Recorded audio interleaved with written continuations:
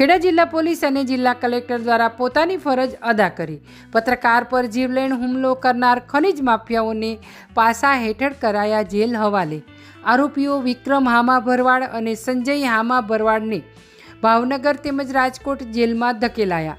18 March 2024ના રોજ Piplag road યોગી farm પાસે સંદેશના પત્રકાર કરુણેશ પંચમવેદી પર કર્યો હતો જીવલેણ હુમલો। નવેમ્બર 2023માં પીપલગના એક ડૉક્ટર પર પણ કર્યો હતો જીવલેણ હુમલો।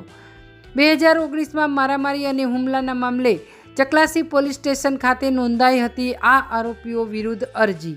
અગાઉ 3 થી 4 વખત ખાણ ખનીજ વિભાગ દ્વારા ખનીજ ચોરી કરતા ડમ્પર ડિટેઇન કરી કરાયો હતો દંડ। ગુનાહિત માનસિકતા અને ખનીજ ચોરી જેવી પ્રવૃત્તિઓને ધ્યાનમાં રાખી લુખ્ખા તત્વોને પાસા હેઠળ કર્યા જેલ હવાલે।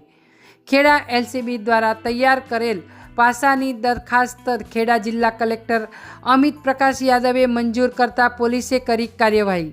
પાસાનો હુકમ મળતા જ પોલીસે મોડી રાત્રે એકાએક આરોપીઓને દબોચી લઈ ભાવનગર તેમજ રાજકોટ જેલ હવાલે કર્યા। જિલ્લા કલેક્ટર તેમજ પોલીસ દ્વારા કડક હાથે કામગીરી કરાતા લુખ્ખા અને અસામાજિક તત્વોમાં ફફડાટ। અહેવાલ સંજય ચુનારા, ખેડા।